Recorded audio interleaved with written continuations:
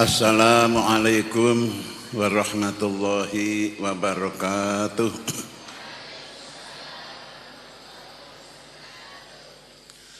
Bismillahirrahmanirrahim. Alhamdulillahirabbil alamin. Wa bihi nasta'inu ala umurid dunya waddin. Wassalatu wassalamu ala sayyidil anbiya'i wal mursalin wa ala alihi wa ashabi ajma'in. Rabbi syrah li sadri wa yassir li amri wa hlul 'uqdatam min lisani yafqahu qawli, amma ba'du.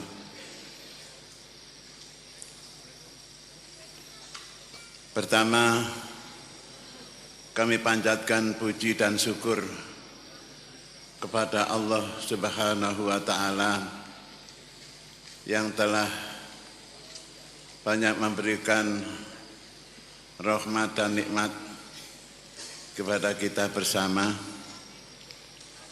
Salawat serta salam mudah-mudahan senantiasa dihanturkan kepada beliau Nabi besar Nabi Muhammad sallallahu alaihi wasallam bersama keluarga dan para sahabat-sahabatnya, para tabi'in ila yaumiddin. Para alim ulama, para masyayikh yang sangat kami hormati, namun kami tidak bisa menyebutkan satu persatu nama para beliau, insya Allah karena banyak yang hadir di sini. Para bapak, ibu, wali murid yang kami muliakan, para santri-santri yang akan tamat maupun yang menjelang tamat, hadirin wal hadirat yang kami muliakan.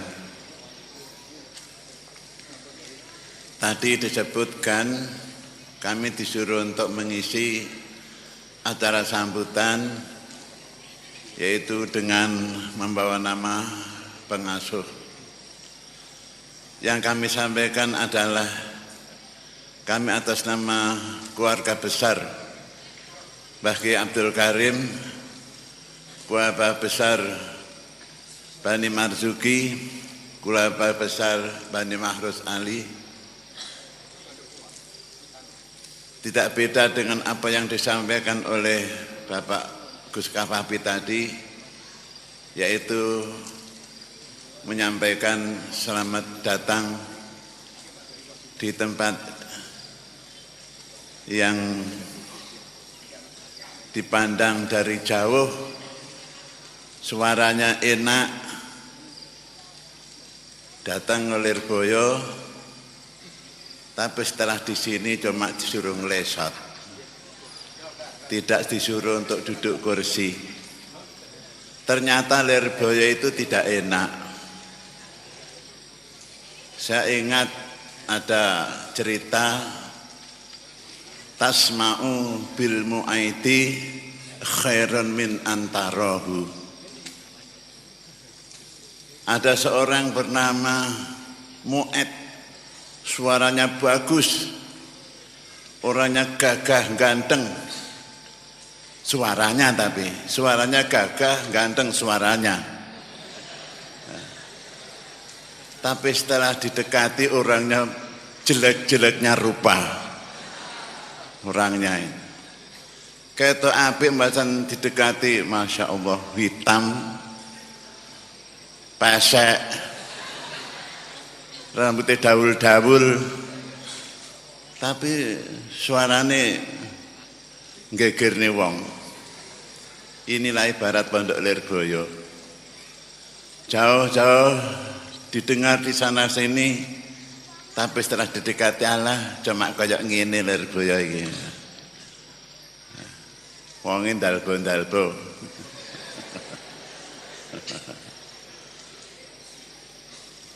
Maka oleh karena itulah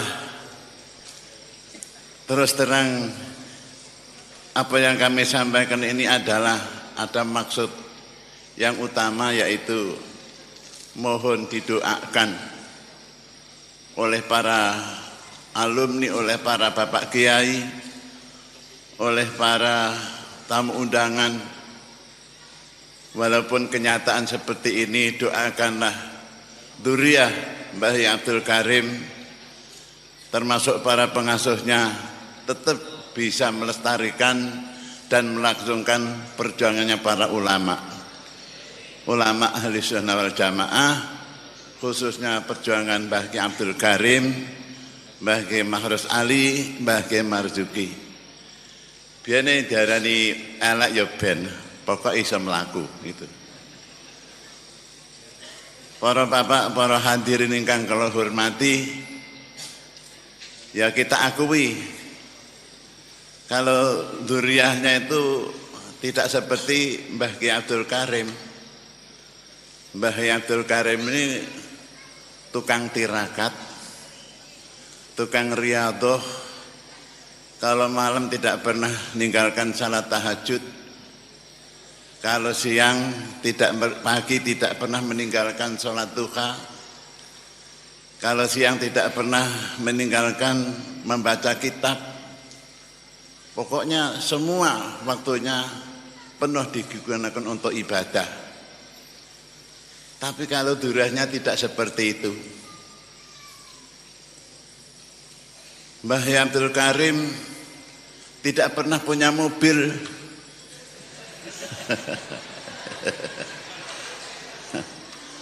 Apalagi mobil Dokar saja tidak pernah. Itu Mbah Yai Abdul Karim. Mas Yuki juga begitu.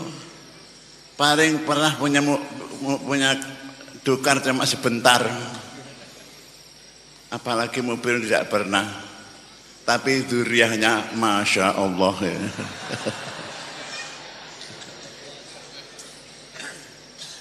Ada yang mobilnya 4, ada yang 5, kalau saya cuma 1. Paling melarat sendiri ya. Itulah perlu didoakan. Dzurriyyah yang seperti itu perlu didoakan. Walaupun bagaimana, yang penting adalah bisa meneruskan perjuangan dan senantiasa menjaga keutuhan dan kerukunan di antara dzurriyyah satu dengan dzurriyyah yang lain. Memang selama ini kami sebagai salah satu dzurriyyah merasakan tidak punya bertentangan dengan siapapun. Kami tidak pernah bertentangan dengan Mbah Ki Anwar, dengan Gus Kafabi, dengan siapapun dari dzurriyyah kami tidak pernah bertentangan. Itulah cuma yang kami banggakan, cuma itu. Dan tidak bertentangan, dan keutuhan para dzurriyyah itu adalah juga atas jasa dari para sesepuh, diantaranya dari Mbah Yai Mahrus Ali.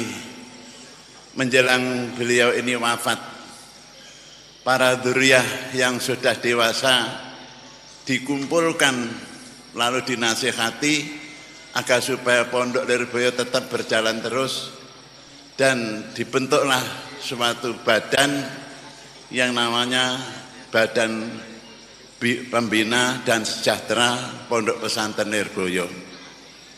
Alhamdulillah sampai sekarang Badan Pembina dan Sejahtera Pondok Pesantren Lirboyo masih berjalan terus.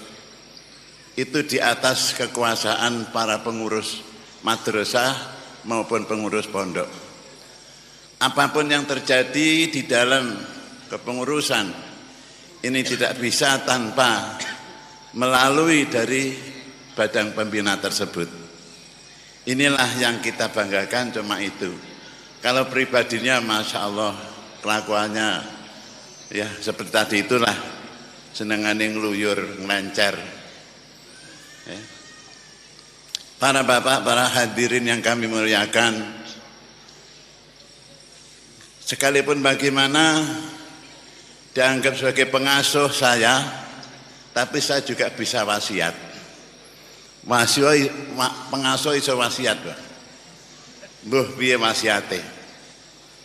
Pertama, kepada santri-santri, walaupun sudah tamat atau menjelang tamat atau belum tamat, utamakanlah birrul walidain. Ya, birrul walidain ini sangat penting sekali. Birrul walidain, berbakti dan berihsan kepada kedua orang tua. Walaupun kedua-duanya sudah wafat, ada jalan mengarah ke birrul walidain. Ini adalah termasuk kunci keterbukaan kita, keberhasilan kita di dalam menjalankan perjuangan, terutama di dalam thalabul ilmi. Para saudara-saudara sekalian, birrul walidain ini sangat penting.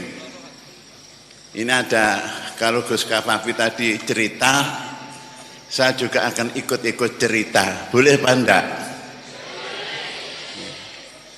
Dulu ada cerita, seorang kiai loh ini, punya santri banyak. Cuma sayangnya orang tuanya bukan kiai. Orang tuanya orang Masya Allah nakalnya. Penggane nyolongi pitik. Bapaknya itu nyolong mentok, nyolong bebek pada suatu saat. Lah, akhirnya si ayahnya itu mendengar, itu dari jauh mendengar kalau putranya sekarang punya pondok pesantren, santrinya banyak. Si ayah yang tukang maling itu tadi telah datang ke situ. Bagaimana? Walaupun itu ayahnya seperti itu, disambut dengan tangisan oleh anaknya yang menjadi kiai itu tadi. Begitu datang langsung dicium, ditangisi, Masya Allah, pokoknya dihormati yang luar biasa oleh ayahnya. Sampai santrinya kaget, santri-santri kaget, wah itu siapa toh, ada orang tua kok diciumi oleh bapak kiai. Oh itu ayahnya, Masya Allah. Kalau begitu itu seorang wali ayahnya katanya itu. Seorang wali katanya. Jadi karena kiainya itu orang besar, tahu bapaknya seperti itu, pandangan para santri wong awak bapake kaya ngono apa maneh anake kaya ngono apa maneh bapake gitu. Katanya gitu. Wah, akhirnya bagaimana? Santri sama tawadhu takzim kepada bapaknya kiai yang pekerjaannya maling itu tadi. Jadi kemana-mana dikawal oleh para santri waktu itu di pondok itu, dan mengawalnya tidak sembarang mengawal seperti mengawal orang besar begitu. Nah, sekali tempo mau pergi dikawal oleh santri-santri. Di tengah-tengah diawal oleh santri, orang itu kan apa kebiasaannya? Ndek ngarepe enek mintok, enek bebek. Dengan kebiasaan itu tukang nyaut mintok nyaut bebek, dikawal santri roh mintok bebek nyumaut bebek nyaut mintok. Si ayahnya tadi. Tapi santri panggah husnudon. Wah, isyarah apa itu ya katanya itu. Dianggap isyarah katanya. Marem ya tenan mengane maring nyolong tenan dianggap isyarah. Lah itulah. Tapi karena selalu dibegitukan oleh para santri, dihormati, dihusnudon, lama kelamaan ayahnya kiai tadi itu Berpikir-pikir, akhirnya apa? Setelah berpikir kalau begitu, saya disangka ini, sangka orang baik. Padahal dosa saya puluhan tahun pekerjaannya maling mentok. Sudahlah kalau begitu, mulai dari saat sekarang saya bertobat. Ayahnya gitu. Bertobat sampai sekian tahun. Akhirnya juga betul-betul menjadi seorang wali. Ayahnya. Tapi itu tidak boleh ditiru loh, ya. Lek pengen jadi wali maling mentok dhisik itu tidak boleh. Artinya kalau ingin jadi orang baik melanggar peraturan Lirboyo dhisik tidak boleh itu. Ben digundul dhisik tidak boleh. Itulah husnudzon, itu memang juga penting, ya. Kita sebaiknya menjadi orang husnudzon. Husnudzon itu benar ataupun tidak, ini mendapat pahala. Kata Pak Ki Ahmad Siddiq, orang husnudzon ini benar ataupun tidak benar, ini mendapat pahala. Tapi kalau suudzon ini lain, benar mendapat dosa, apalagi tidak benar. Orang suudzon adalah mendapat dosa. Maka sebaiknya jadilah orang yang berhusnudzon saja. Ya, jangan mudah ya bersangka jelek kepada orang lain. Bersangka jelek kepada orang lain itu akan menimbulkan rasa benci, rasa takabur, rasa dengki, rasa ujub, rasa riya dan lain sebagainya. Padahal sifat-sifat itu tadi, dengki, ujub, riya, itu menurut Imam Ghazali adalah min asbabi su'il khotimah. Kalau kita ingin tahu orang itu su'ul khotimah apa husnul khotimah, ya itulah.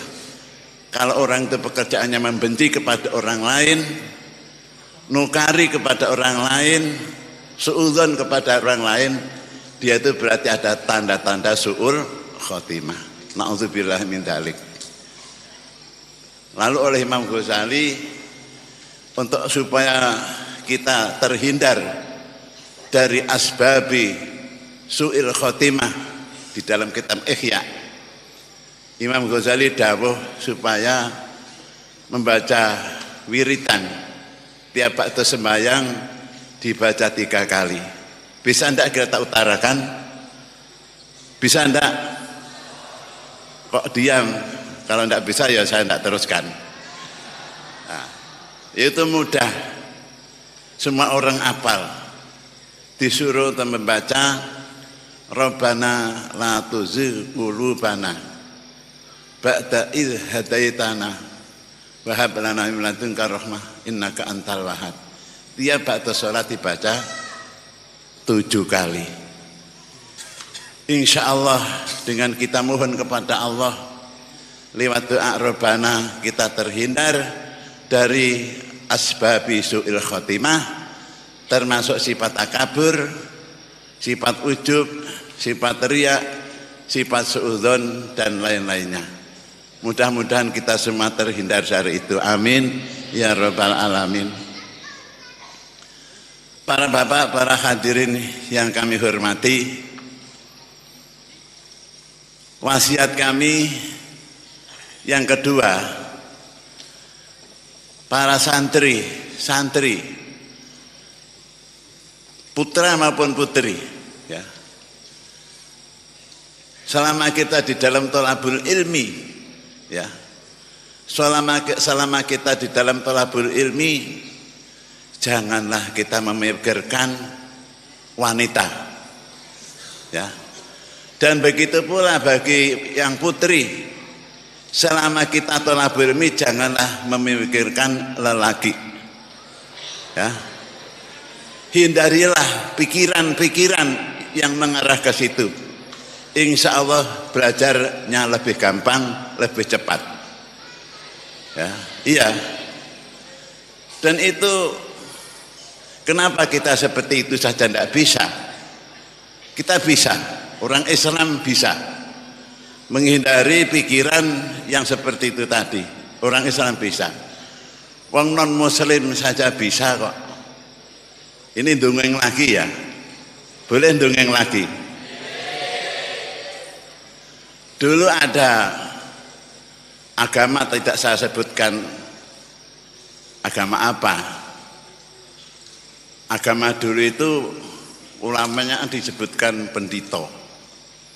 Apakah Yahudi, apakah Nasoro. Nah ini termasuk setengah dari syarat menjadi pendito. Ini harus selama sekian hari, sekian bulan harus bisa menghindar memikirkan seorang wanita. Kalau orang perempuan juga begitu, menghindar memikirkan seorang lelaki. Dan kalau sudah menjadi pendeta, ini agama lain ini, tidak boleh kawin. Tidak boleh kawin. Nah itu ada ujiannya. Ujiannya bagaimana? Dalam ujiannya itu begini. Umpama yang ujian itu ada orang 10, umpama aja ya. Orang 10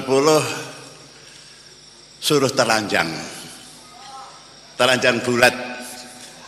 Tapi tidak di muka umum loh ya. Nanti kalau di muka umum ya gitu. Suruh telanjang bulat. Dan di atas anunya itu ya, itu ada tambur. Tambur itu terbang yang besar itu loh. Lek ditutuk makdung gitu loh. Ini tamburnya. Gitu. Jadi di atasnya itu anunya. Tapi dites dulu. Tidak boleh bangkit. Lakarnya tidak boleh bangun. Harus tidur terus. Setelah semua tidur, lalu datang seorang perempuan juga telanjang, ya. Tidak boleh pakai kotang, ya, ya. Dan tidak boleh pakai katok. Disuruh liwat di mukanya calon pendito itu tadi. Nah, masuk pertama lewat di dekatnya, mandek sebentar. Calonnya itu masih kuat, ngempet masih kuat. Yang kedua juga masih kuat. Yang ketiga masih kuat. Sampai kuat-kuat. Yang terakhir nih loh yang enggak kuat. Barang teka terakhir dung.